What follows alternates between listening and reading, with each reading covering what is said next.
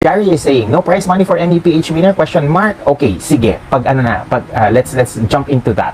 Kasi part of the part of the topics that part of the points within this topic is yung candidates prizes and yung ano yung kinakailangan nilang paghandaan for these two respective na national pageants. Okay, so umpisahan natin with the prize winnings. Okay, to sweeten the pot. Okay, in terms of the prize winnings, the only time that the Miss Universe Philippines organization made it public, I believe, was during its first year, during the time of Rabia.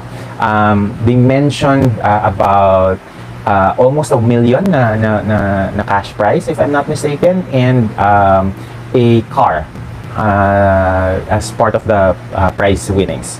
However, in the subsequent years, I don't remember or I don't recall at this point na kung they were able to announce kung ano yung mapapanalunan ng mga winners nila. There wasn't any mention as well in their socials what are the prizes that the Miss Universe Philippines are going to receive. I'm hoping that with Chelsea's winning this earlier this May, they will be able to publish yung ano yung mga mapapanalunan nila later on in their socials. I am not yet aware if they had, because I don't think they are regularly publishing the prize winnings ever since, even after, after Rabia won in 2020. So maybe part of the confidentiality agreement nila kung ano yung prize winning ng Miss Universe Philippines, but I think it is safe to say that when you win MEPH, there should be a lot of doors opening for you. There would be a lot of opportunities that is open to you as a MEPH winner. Now, in terms of the cash winnings and the prize winnings of Binibining Pilipinas, that is a different story. We all know from the time of Venus Ra and backwards na around 120,000 pesos yung prize winnings ng nananalong Binibining Pilipinas mga queens. And it was last year that it was made public that Binibining Pilipinas has increased the prize winnings to 500,000 each for Binibining Pilipinas Globe and Binibining Pilipinas International. And then this year, they even ramped it up and announced during the press presentation that each of the runners-up will be receiving close to 500,000 pesos in terms of their cash prizes, 400,000 pesos to be exact. And for the main winners, the Binibining Pilipinas International and the Binibining Pilipinas Globe, they will be receiving 1 million each. I am not yet sure if, aside from the cash prize winnings, meron pang additional na mga sponsor packages that they are gonna receive. I am assuming there is, okay? Because usually, the cash prize winnings is separate from the sponsor-related na mga additional na mga papremyo, okay?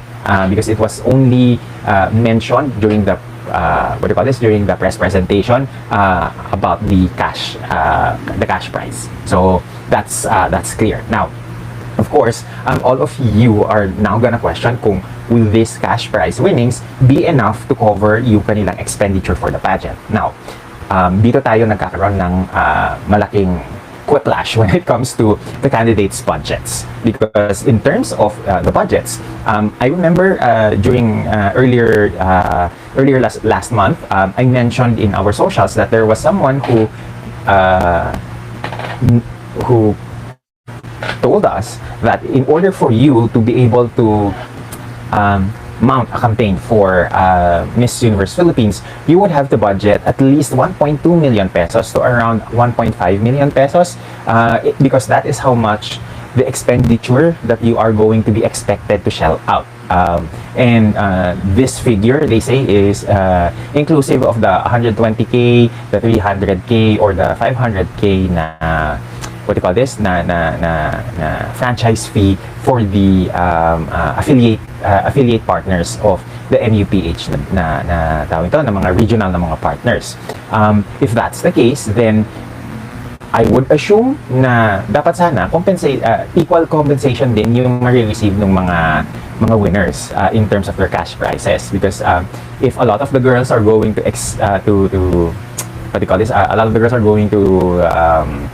spend millions in terms of their campaigns, then I would sure hope that their cash prizings would be on the same level of millions as well, so that it's commensurate in terms of what is the expenditure versus what is the prize winnings that they will be receiving.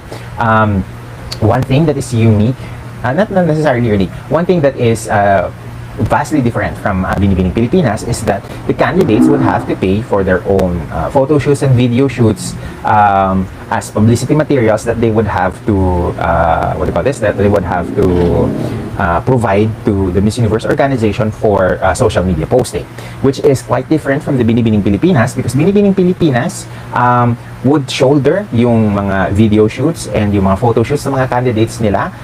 They have a dedicated team for the entire Binibining Pilipinas pageant, where the team would take on the creative challenge to do the swimsuit, the evening gown portraits, the headshot portraits, and etc., the national costume portraits. So that is, how different the organizations are, because Binibining Pilipinas is a charity organization. Majority of its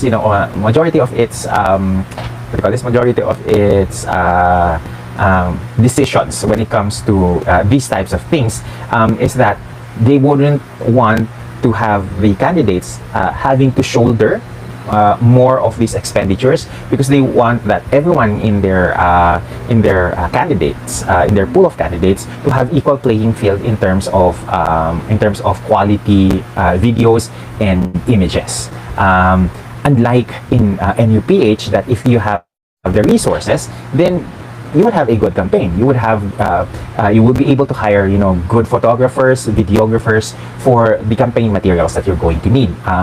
That is something that, in the case of Binibining Pilipinas, they're the ones who's going to spend, so that the candidates would not have to have headache and stress on this part of their campaigns. Ang kinakailangan lang ng mga Binibining Pilipinas girls is essentially make sure that all of these campaign materials are shared in their respective feeds, so that more people will be able to more people will be able to use them in their socials.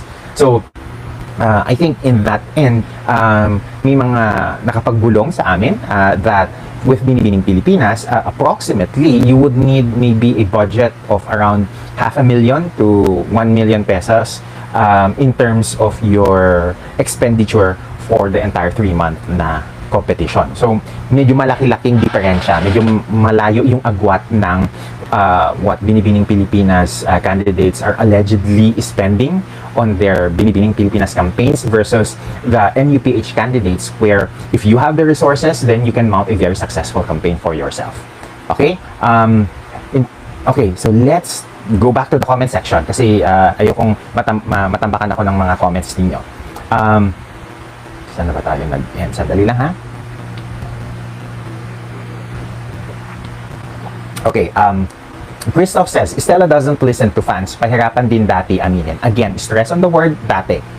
Nowadays, the Binibining Pilipinas organization as a whole has a younger team that takes care of the production side, the styling side, the glam shots, the videography na side. So on that end, I think malaki yung improvement ng Binibining Pilipinas. Ben Sipe says, Sir Je, curious lang, if existing pa ang Cumbia boutique ni Madam Estela after 2015, hindi na.